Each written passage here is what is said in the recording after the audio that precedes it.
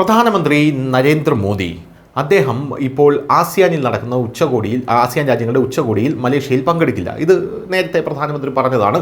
പകരം ജയശങ്കർ ആയിരിക്കും പോകുന്നത്. ഡൊണാൾഡ് ട്രംപ് അവിടെ പങ്കെടുക്കുന്നുണ്ട്. ഡൊണാൾഡ് ട്രംപ് വരുന്നത് കൊണ്ടാണോ ഇവിടെ പങ്കെടുക്കാത്തത് എന്നുള്ളൊരു ചോദ്യമുണ്ട്. അതവിടെ നിൽക്കട്ടെ.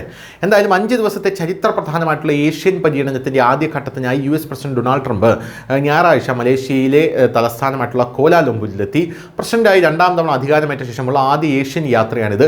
ചൈനയുടെ വർദ്ധിച്ചു വരുന്ന സ്വാധീനത്തെ ചെറുക്കുന്നതിന് ഏഷ്യയിൽ ശക്തമായ US പങ്കാളിത്തം കെട്ടിപ്പടുക്കുന്നതിനുള്ള തന്ത്രത്തിലാണ് ഇത് ശ്രദ്ധ കേന്ദ്രീകരിച്ചിരിക്കുന്നത്. അവിടെ വന്നപ്പോൾ ട്രംപിൻ്റെ ഒരു നൃത്തമാണ് ഇപ്പോൾ വൈറലായി സമൂഹ മാധ്യമങ്ങളിൽ ഓടിക്കൊണ്ടിരിക്കുന്നത്.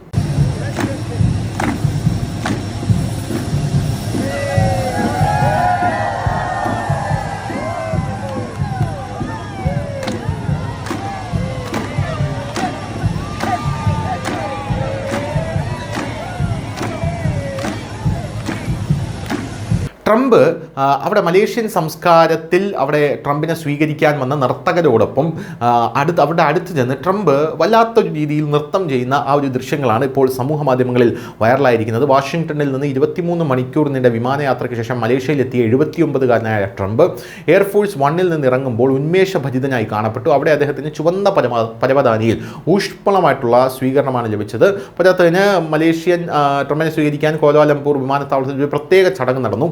വർണ്ണാഭമായ വസ്ത്രം ധരിച്ച കലാകാരന്മാർ മലേഷ്യയിലെ പ്രധാന സമൂഹങ്ങളായിട്ടുള്ള ബോർണിയോ ഗോത്രങ്ങൾ, മലായ് വംശജർ, ചൈനക്കാർ, ഇന്ത്യക്കാർ എന്നിവരെ പ്രതിനിധീകരിച്ച് നൃത്തങ്ങൾ അവതരിപ്പിച്ചു. എന്തായാലും ഡൊണാൾഡ് ട്രംപിൻ്റെ 5 ദിവസത്തെ ഏഷ്യൻ പര്യടനം മേഖലയിലെ അമേരിക്കയുടെ സ്ഥാനം ശക്തിപ്പെടുത്തുന്നതിനും വ്യാപാര ബന്ധം മെച്ചപ്പെടുത്തുന്നതിനുമുള്ള ശ്രമമായി കണക്കാക്കപ്പെടുന്നു.